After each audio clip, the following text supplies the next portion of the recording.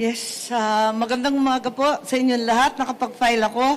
Ako yung ika-19 na kandidato na pumila para sa senador. Ako ay pumila sa ilalim ng dati kong partido, nasyonalista, pero hindi po ako kaalyado ng anumang pangkat, anumang sektor, anumang grupo. Kaya tinataya ko na ako'y mananatiling malaya at matatag. Sa inyong lahat, sisikapin kong sagutin ang inyong mga tanong, pero hindi ko alam lahat ng sagot. This is a work in progress. This is the first time I've ever done this. But I have not resigned my old party, the Nacionalista Party. And the only thing is that I will not constitute a part of the administration alliance to allow me to work together with every sector to be able to cross the line and to get things done. So, eto po ang aking pinipilit gawin. Hi, ma'am. Good morning. Ma'am, pero can we just be clarified? Apa. So, yung tama bang sabihin na nag-beg off kayo sa endorsement ng administration coalition? Ganun na nga. Kasi baka magkaroon ng iba't ibang kulay at hindi masara yung pinto sa iba't ibang sektor, mas maigi na. Alam naman natin ang halalan, madugo, mainit, mabagsik ang usapin, mas mainam na wala akong kalaban. Ayoko kasi ng ganoon, ang nais ko talaga, hindi tumahak ng dalawang ilog, kundi maging yung iisang ilog, ang malaking tubig, ang dagat kung saan magtatakpo lahat ng ilog. Para makausap natin lahat ng sektor, tatayo ako ng mag-isa. At yung NP, dati ko na kasi partido yon at wala naman tayong kikitang sabit sa hinaharap. Opo, pero Sen, bago po yun, nagkausap muna kayo ng presidente na i-discuss nyo po ito sa kanya. Wala nangyari kasi, sabi niya,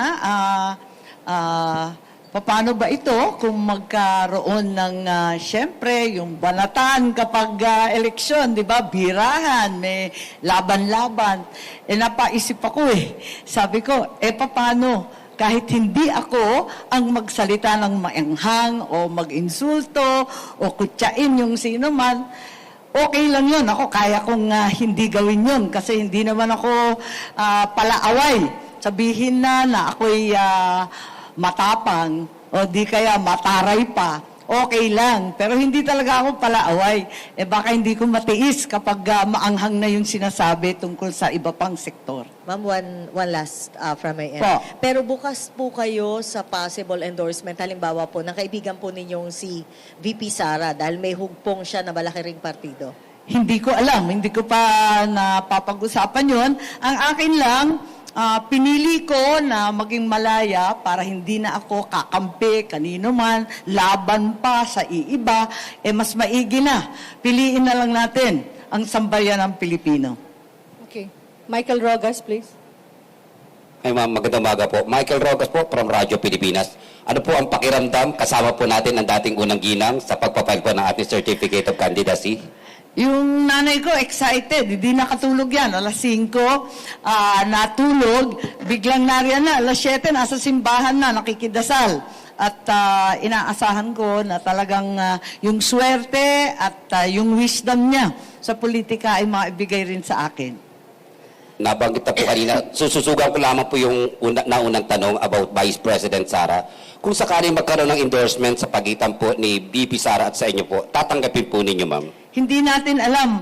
Ang hinihiling ko, yung endorsement ng lahat. Sana talagang tuloy-tuloy ang pagsusuporta at pagmamahal sa akin. Kanina, sa labas, napakainit. Pero nagdatingan yung iba't ibang panig mula sa Ilocos Norte, yung aking mga mayor. Pagkatapos dumating din yung mga IP namin, yung mga Tingyan, yung mga Igorot nariyan sa labas. Natutuwa naman ako dahil andyan yung endorsement ng iba't ibang senior citizen, yung ating mga TODA, yung ating mga young farmers at kung sino-sino pa. Kasi sa pakiwari nila, kahit papano, may nagawa naman tayo. Higit sa lahat sa mga magsasaka, pagkat ako yung pasimuno doon sa pagmimigay ng mga titulo. Yung Agrarian Reform Condonation, yung bilyon-bilyon na utang na pasawala natin at nabigyan sa wakas ng individual titles ang ating mga magsasaka. Pero step 1 pa lang yan, kasi alam natin, may titulo nga, wala namang pera, wala namang pambili ng abono, wala namang pambili ng krudo. At dahil dito, tatakbo ako muli. Maraming hindi pa tapos. Andyan din sa labas, kasama ng mga seniors, yung ating mga PWD at saka senior citizens, yung PWD at saka yung solo parents, wala pong tulong talaga ang pamahalaan sa kanila. Kaya andyan sila kasi sabi ko, pagkatapos ng seniors, unahin muna natin yung lola at mahirap na. Abay, sumama sila. Kaya yan yung mga endorsement na talagang nag-aantig sa akin na tumakbo muli. Thank you so much, ma'am. Okay, may tanong pa po. Go ahead. Pakipass na lang, please. Thank you. Hi ma'am, good morning po. Amor from Newswatch Plus. Ma'am, to clarify, yun pong filing po ninyo ay under nationalista Yes. party pa din po. Oo. So, but you also said na parang tinatarget nyo pong maging independent. So, where does it start and where Hindi, does kasi it end? alam naman ninyo, nagkaroon ng mga alyansa. Di ba may isang alyansa, 5 partido. May isa pang alyansa na 2-3 partido. Sa akin, mananatili lang ako sa partido ko dahil doon naman ako mulat sa poll at hindi na ako makikipag-alyado kasi parang gumuguhit ka ng linya. Ayoko nang ganun eh. Gusto ko, kausap ko lahat na makipagbate sa bawat isa at higit sa lahat may magawa. It's very, very important to me that I am able in every case to cross the line and to be able to speak to each and every sector and finally get the work done. Nagawa na rin natin yan, nagsimula dun sa ayuda. Kung maaalala nyo, yung konsepto ng ayuda ay talagang taliwas sa isipan natin. Pero nung panahon ng COVID-19, nangailangan talaga ng matindi ang lahat ng sambayanan. Kaya nagsimula tayo magbigay ng SAP 1, SAP 2, iba't ibang klase ng ayuda at pinalawak yung AIX. Ako noon yung chairperson at pasimuno noon under President Rodrigo Roa Duterte. Nung dumating na ang panahon ngayon, ayun, itinuloy-tuloy na lang natin yan. At nais ko pang ituloy na hindi lamang ayuda, kundi dagdagan pa natin ng sahod. Kahit hindi minimum wage, sahuran na natin ang marginal farmers, bigyan na rin natin yung mga naghihirap na toda, yung naghihikahos ng mga market vendors. So yan ang pakay natin. Tuloy-tuloy lang po para sa akin, yung nasimulan na condonation ng penalties sa interest ng mga agrarian reform beneficiaries. Nag-umpisa rin kay Presidente Duterte para sa akin tuloy-tuloy. Maganda itong nangyari kay Presidente Bongbong at ang nangyari ngayon, talaga natuluyan na at naibigay na yung mga titulo. Ang sumunod naman dyan, bigyan natin ng tulong sa abono, sa krudo, sa binhi at iba pa. Okay, next. Go ahead. Just one more question po from me, ma'am. Would you care to comment po on the administration slate? Yun pong ngayon 11-man senatorial slate. May mga nagsasabi daw po kasi na same old faces and family members. Yun pong mga nandun sa slate. Would you care to comment on that po? Mahirap mag-comment, hindi na ako kabahagi eh. Pero sabi naman ng aking kapatid, okay lang, naintindihan naman niya. Lagi naman ako pasaway nung bata pa kami. Kaya sabi ng kapatid ko, ayos lang, susuportahan pa rin ako.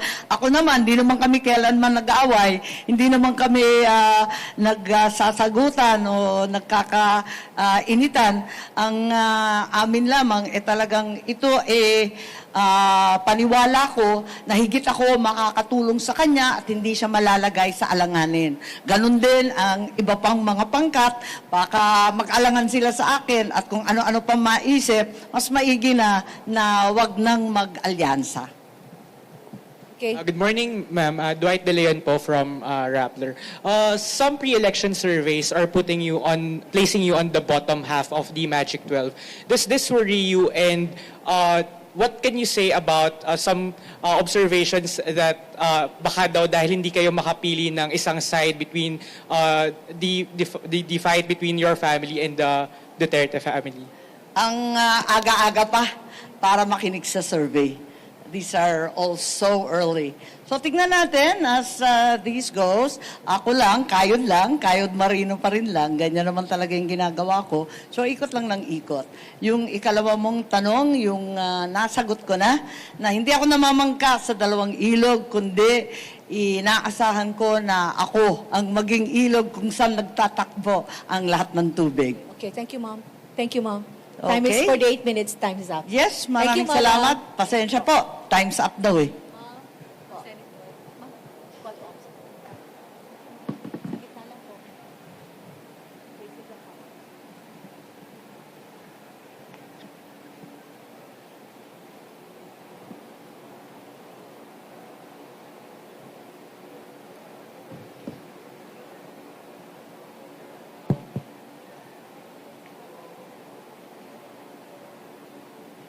Thank you po, Madam Senator. Ma'am, ito na po.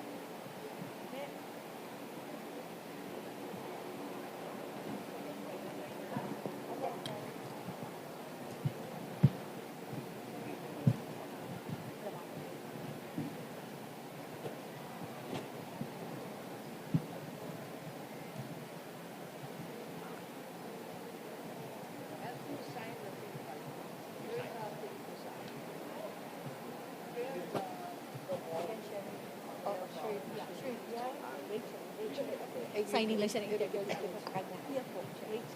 Sa interview. For two.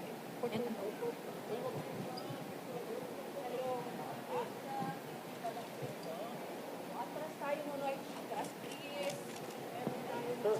Excuse me. Don't go here, please. Excuse me, Nonoy.